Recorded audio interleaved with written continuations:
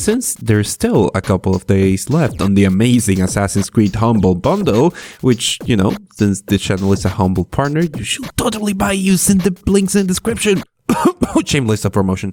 I thought it might be an interesting idea to explore just what will be needed to play the original Assassin's Creed, the game that started it all, on the Intel Atom powered portable GPD Win gaming machine. Let's get right to it. As usual, we're going to start with the game on the lowest possible settings for all graphical options. Interestingly enough, the lowest 16:9 resolution that is initially allowed seems to be 720. Seems the game is very keen on keeping its aspect ratio, as 4:3 resolutions simply show very obvious black bars on top and bottom. With this initial configuration, as expected, the game struggles very much on any scene, so let's focus on some of the things we can do to make it better.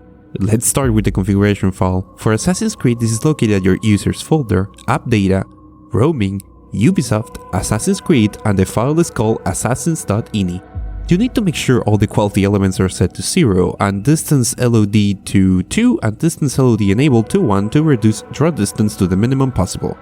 Make sure the NPC LOD level is set to 1 for maximum low poly NPCs. I have noticed the small and medium object call distance modifiers are not always to the lowest possible. These variables work backwards, so set them both to 5. And make sure the advanced dynamic lighting is disabled. The game seems to enable it even with all the settings to the lowest. This game features large cities with a large number of NPCs, which is not easy for low-end computers to manage. You can limit the number of NPCs in the performance area of the file to a minimum of 60 NPCs around you. Let's talk about resolution for a minute. You can specify different resolutions using these two lines in the file. Most of them seem to work, but sometimes you might need to add the target resolution as a custom resolution in your computer.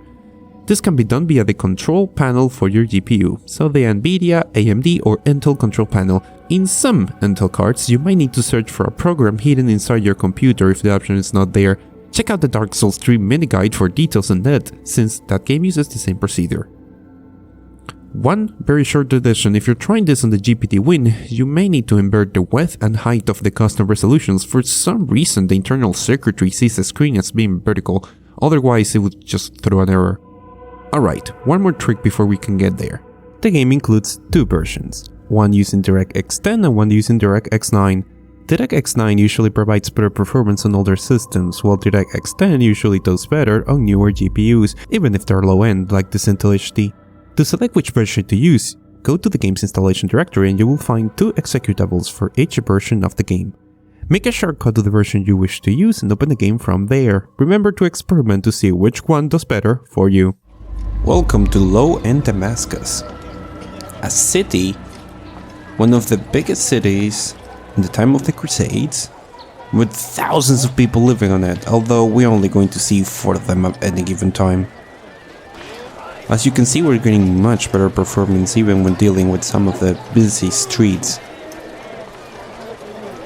Yeah, the details of things just pop up in front of us, as do the NPCs, but we're doing fine. I mean, even when there's like a large number of NPCs loaded at the same time, the frame rate manages to keep working. Let's see how things look from up above. Okay, almost there. I just want to see how performance is when loading a big chunk of the city from up here. Well, would you look at that? It's actually pretty freaking good.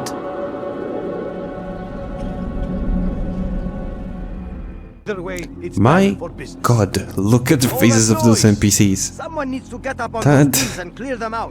That is very old school. So, come visit now, available now at the LowSpecGamer Airlines. You may be subject to revision by the guards though.